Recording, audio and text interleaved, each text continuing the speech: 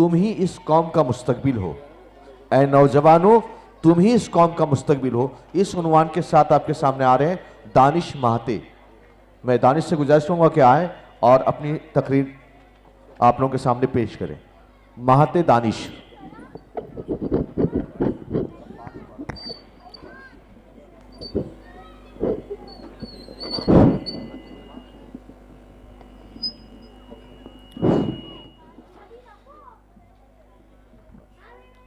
मोहतरम सदर जलसा, मुअज़्ज़ज़ ओहदेदारान, नौजवानों, बुजुर्गों, अजीज साथियों, अस्सलामु अलैकुम व रहमतुल्लाहि व बरकातुहू।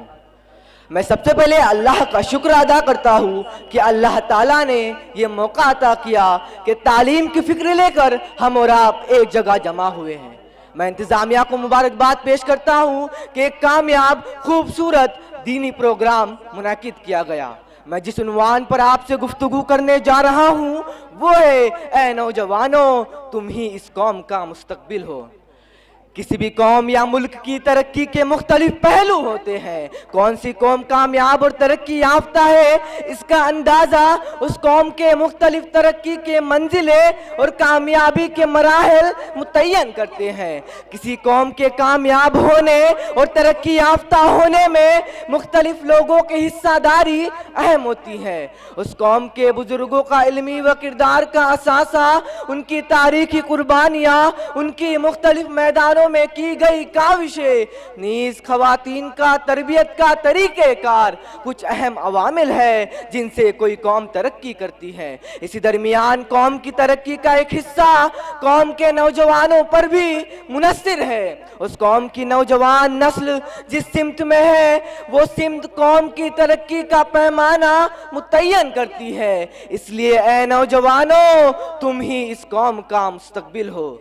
काबिले जिक्र बात यह है कि हमने हमारे नौजवानों के लिए कौन से तालीमी और तरबियती असासे तैयार किए हैं जिसमें तरबियत पाकर यह कौम उन नौजवानों की मदद से कामयाबी और बुलंदी के मराहल तय करेगी। अगर किसी कौम ने अपने नौजवानों के लिए इस किस्म का असासा तैयार करके रखा है जो यकीनन तालीमी और समाजी तरक्की में कलीदी किरदार अदा करेगा, इसके बाद उन नौजवानों की जिम्मेदारी है कि इस असासे के जरिए वो न सिर्फ अपनी तरक्की के मराहल को तय करे बल्कि समाज और कौम को भी बुलंदी का मकाम अता करवाए।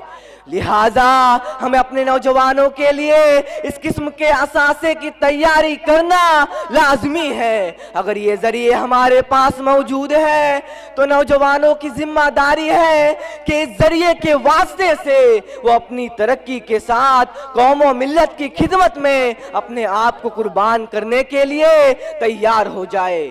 लेकिन दौरे हाजिर में यह भी देखा गया कि नौजवानों की बड़ी जमात अपना जहन, अपनी ताकत और अपनी दौलत का इस्तेमाल मामूली और नाकारा चीजों पर सर्फ कर रहा है। इन चीजों में अपने कीमती तरीन सरमाया को सर्फ किया जा रहा है जिससे ना वो खुद तरक्की कर सकते हैं और ना ही कौम के लिए कोई खिदमत अंजाम दिए जा सकते हैं। आज हम नौजवानों से पूछ ले कि इनके तरजीहात क्या है तो बेशतर नौजवान हमें इस तर्ज के मिलेंगे जिन्हें अपनी रोजमर्रा की जिंदगी को आलीशान बनाना है। महंगे मोबाइल फोन, महंगी स्पोर्ट्स बाइक, ये इनकी तरजीहात में अव्वल नजर आएगी।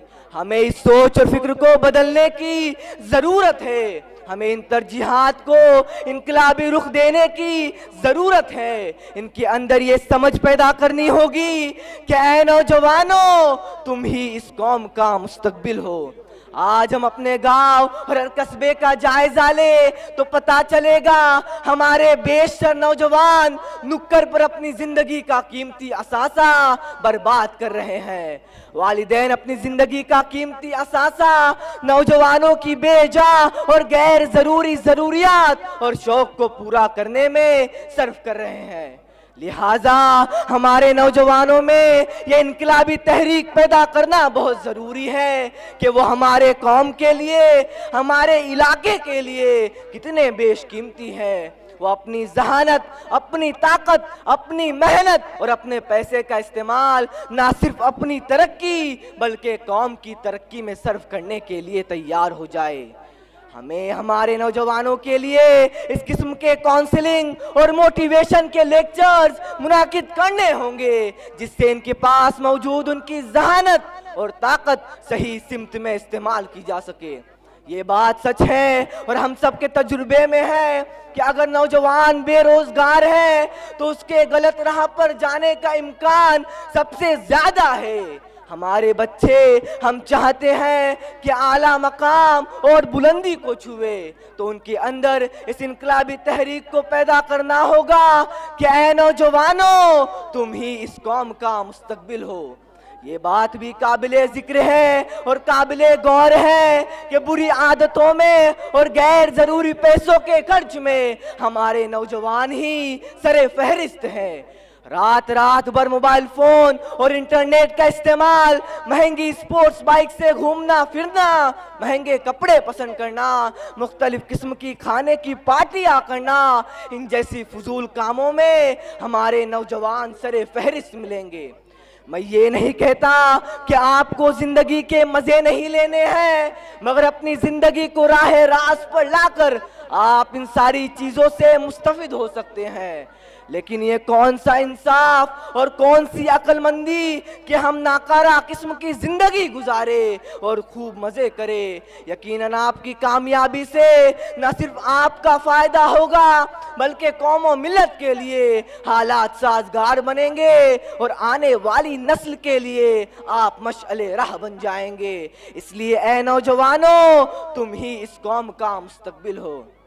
जब एक नौजवान कोई गलत रास्ता इख्तियार करता है तो वो न सिर्फ अपने आप को बर्बाद करता है बल्कि मुआशरे में बहुत से नौजवान इससे मुतासिर हो जाते हैं। गांव और कस्बे का माहौल मुतासिर हो जाता है। लिहाजा हमें कोशिश करनी चाहिए कि हम इन नौजवानों के लिए ऐसी तरबियत और हालात पैदा करें कि वे इस किस्म की फजूल और नाकारा हरकतों में मुलविस न हो सके। हमें इनकी सलाहियतों को तामीरी रुख देना चाहिए ताकि इनके अंदर मुस्तकबिल के लिए फिक्रमंदी पैदा हो सके। उमूमन हर वालिदैन की नजर में अपना बच्चा नेक और दूसरों का बच्चा नालायक नजर आता है। हर वालिदैन इस सोच का शिकार होते हैं कि मेरे बच्चे को बर्बाद और गलत रास्ते पर ले जाने वाला किसी दूसरे का बच्चा है। हमें इस ख्याल और सोच को बदलना होगा। हम अपने बच्चे की इस्लाह और तरबियत ठीक से करना शुरू कर दे तो मुआशरे में इस किस्म के मामलात दरपेश नहीं आएंगे कि हालात संगीन हो सके। हमें इन नौजवानों में यह फिक्र पैदा करनी होगी कि इस तरीके से वो अपने साथ कौम की तरक्की का भी अहम हिस्सा है। इसलिए बराए मेहरबानी ऐ नौजवानों, आप इस बात को समझ लो कि तुम ही इस कौम के मेमार हो, तुम ही इस कौम का मुस्तकबिल हो जिस पर आने वाली नस्लें मुनस्सिर है। तुम्हें आने वाली नस्लों के लिए एक आला किरदार और मिसाल पैदा करनी होगी। अल्लाह से दुआ है अल्लाह हमारे नौजवान नस्ल को सिरातुल मुस्तकीम पर चलने की तौफीक दे और उनके तरक्की के मराहल तय करने में उन्हें सही समझ और फिक्र अता करे। आमीन या रब्बल आलमीन। अल्लाह हाफिज। ये थे